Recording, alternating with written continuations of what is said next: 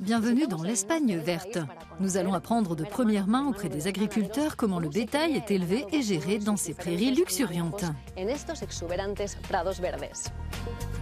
Les régions des Asturies et de la Galice, dans le nord-ouest de l'Espagne, sont connues pour produire une excellente viande de veau, bénéficiant d'une indication géographique protégée.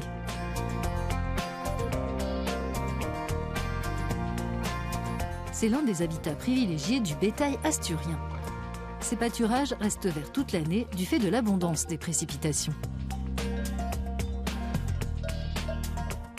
Les races locales Roxa et Cassina sont bien adaptées à ces terrains accidentés et aux températures extrêmes. Cette région se distingue par ses différents microclimats et ses nombreux pâturages. En quelques kilomètres, on peut passer de ces alpages à des prés plus salés au bord de l'Atlantique. C'est dans ce cadre spectaculaire que Ramon et sa famille élèvent du bétail de génération en génération. Il vient d'avoir une fille avec sa compagne. Elle représentera la 4e génération d'éleveurs. Il y a eu d'abord mon grand-père, puis mon père et moi. Plus tard, j'espère qu'elle fera pareil. Travailler en harmonie avec l'environnement est au cœur de l'élevage traditionnel. Les vaches sont dans ces pâturages quasiment toute l'année. Elles ne sont allaitables que pendant les 2 ou 3 mois d'hiver où elles mangent du fourrage. Le reste du temps, elles sont ici, en train de brouter librement. Les veaux sont nourris avec le lait maternel au moins jusqu'à l'âge de 5 mois. À quoi reconnaît-on la race asturienne? La vache asturienne se caractérise par sa robe brune et la couleur noire autour de ses yeux et de son museau, sur ses oreilles, au bout de sa queue et sur ses cornes. Cet élevage en plein air et loin du stress donne à la viande sa saveur naturelle. Ce qui en fait l'ingrédient de base idéal pour le cachopo, le plat typique des Asturies. C'est une viande tendre, juteuse et savoureuse, car les fibres sont très courtes, ce qui la rend très tendre à la dégustation. Si la préparation ressemble au cordon bleu français, celle-ci est garnie de jambon espagnol et de fromage local. Cette viande est une source de protéines de grande qualité. Ce sont des animaux qui paissent librement, qui vivent en plein air toute la journée. Et c'est ce qui fait que l'on sent le bonheur dans l'assiette. Nous rejoignons Lugo, en Galice, pour en apprendre plus sur l'élevage rural local.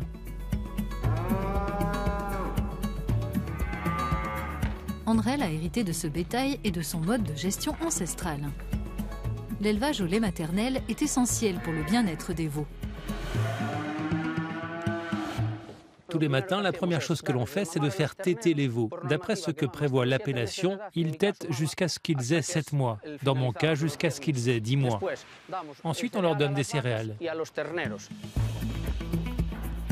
Puis, on les emmène paître dans les prairies à proximité. La blonde de Galice est la race principale.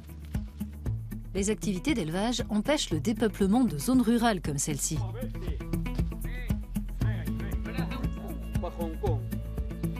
Vous êtes content que la génération suivante prenne la relève? Oui, bien sûr. C'est important de transmettre la ferme à nos enfants. Qu'en est-il de la gestion traditionnelle du bétail ici? Une bonne gestion consiste à les conduire au pâturage tous les jours pour que les bêtes soient en plein air. Plus le pâturage est de qualité, meilleure sera la viande au moment de la consommer.